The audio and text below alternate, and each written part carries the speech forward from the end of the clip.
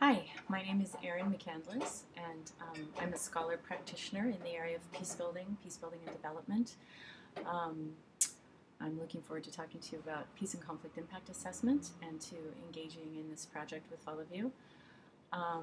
I teach at the New School in New York in the Graduate Program of International Affairs uh, at the New School for Public Engagement, and I teach courses on peace building, broadly on peace building, which usually have quite a significant PCIA component to them.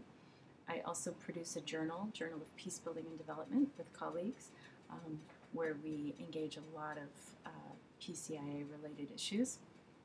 And then I'm also a consultant, often with the United Nations, where I generally I generally am focused on evaluation, research, assessing and advising on programming and policy work of the United Nations in ways that are really trying to increase the conflict sensitivity components and the peace building impacts of the UN's work.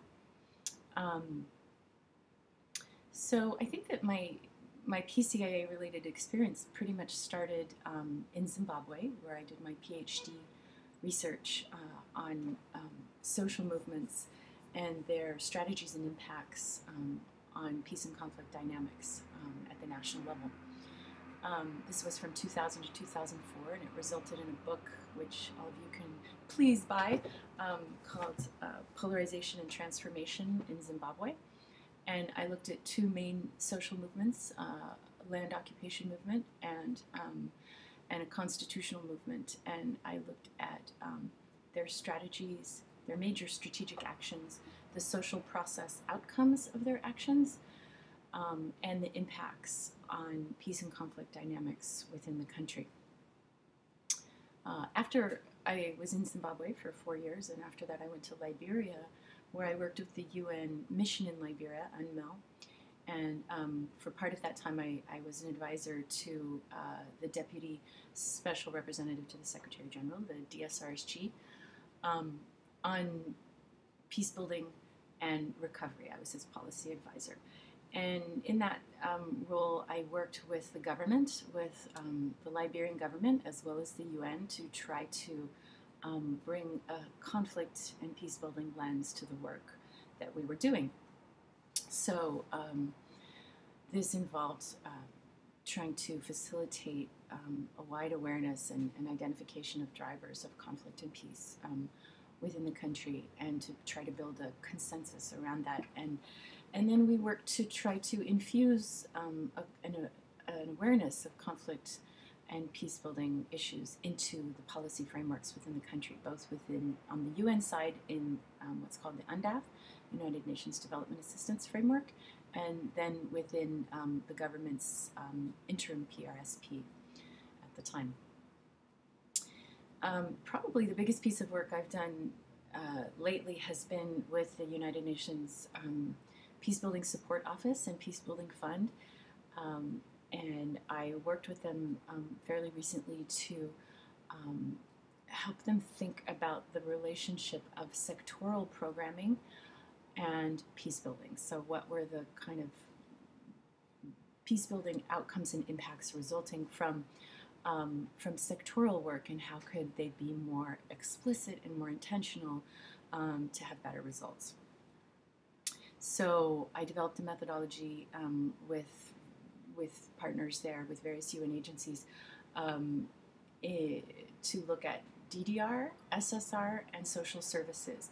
And then I specifically did the research on the social services in partnership with many of the UN agencies, but especially UNICEF and WFP. And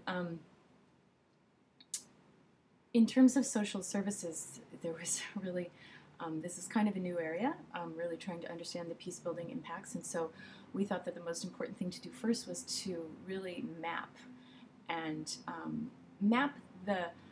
capture and to build analytical coherence around the design logics or theories of change that were actually at work across the different social service areas.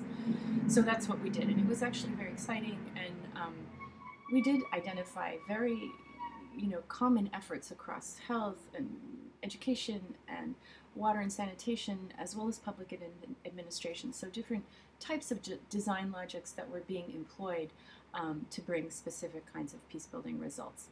And I can talk about that more in the longer presentation that I'll do. And so just lastly, probably the other major area that I've been involved in lately, which has, I think, a lot of relevance for these discussions, is my work with the International Dialogue on Peace Building and State Building. And here I'm a representative for global civil society to the New Deal and to this process. I'm on the indicator working group of this process, which has been mandated to develop a set of indicators to measure 5 peace-building and state-building goals that are embedded in what's called the New Deal, which is an agreement between within the international dialogue, which is made up of international partners, including the World Bank, the UN, OECD, DAC, and many governments, and the G7+, which is a grouping of self-selected and self-named fragile and conflict-affected countries who want to shift the aid debate in ways that better serve their needs and a greater understanding of the context that they're coming from. So it's a very exciting process, and I feel very privileged to be involved in it. It's also very challenging because it's bringing together the technical and political sides of governments. It's bringing North and South debates together that are very historical, very, at times very heated. It's bringing different types of methodology and epistemology and understandings of how you do research and develop knowledge together, deductive and inductive primarily, and how do we produce shared and common indicators that still are contextually relevant for particular societies. So I've been working closely with that group for a year too, and we have now a set of common indicators. So again, I'll talk more about that, but I think it is a very exciting process and has a lot to share with the work that we're doing here. So that's all I want to say. I look forward to working with all of you, and especially I look forward to working to help develop a special issue of the Journal of Peace Building and Development, where I'm sure several of you or many of you will be authors. And thank you very much.